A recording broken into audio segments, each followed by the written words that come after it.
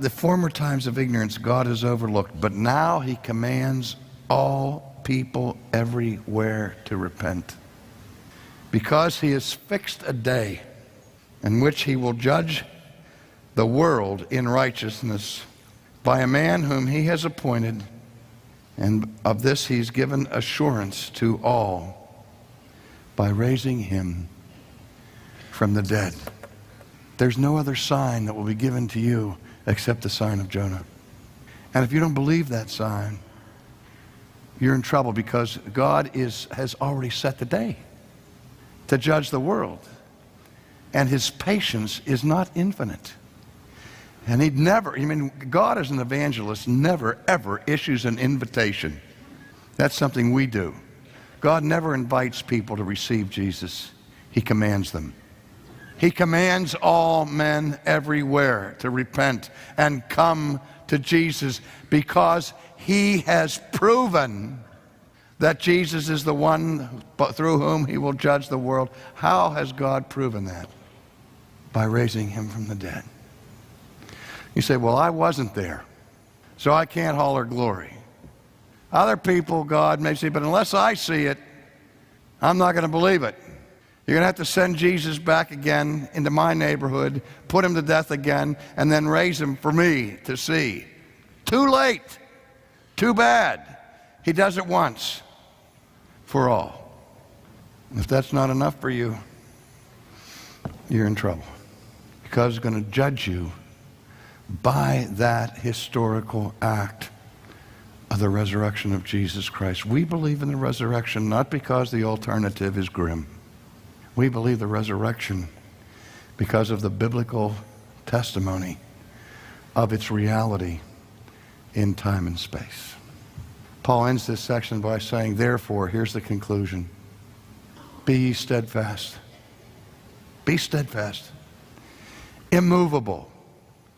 Always abounding in the work of the Lord, for now you know that your labor in the Lord is not in vain.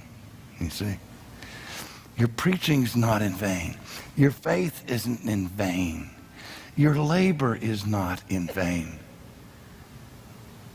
because God has raised him from the dead. And then he appeared to Cephas, then to the 12. Then he appeared to more than 500 brothers at one time, most of whom are still alive, though some have fallen asleep. Then he appeared to James, then to all the apostles. Now you have eyewitnesses. First, we have the evidence of what the scriptures have taught. The argument from authority is, this is what the apostles have told you. The argument from evidence begins with what the scriptures have taught. And then there is evidence that Christ has fulfilled what the scriptures have taught, because there are these eyewitnesses who saw him, most of whom remain until now.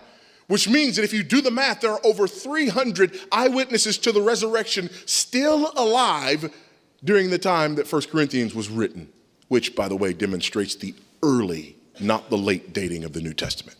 Paul is not talking about some secret that he and a few others know that nobody else knows. Paul is not speaking about men who are wielding their own personal authority because of information that they have to which others have no access. Paul is speaking about events that took place in public, in the open.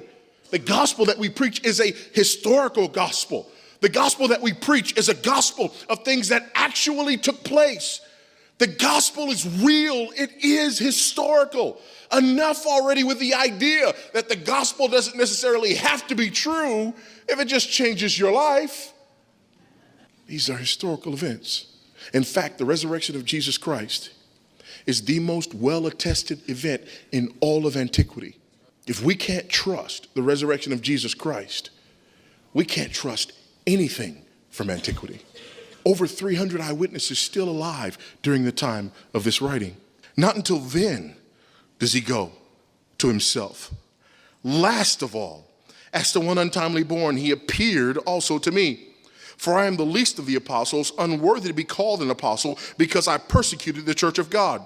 But by the grace of God, I am what I am, and his grace toward me was not in vain.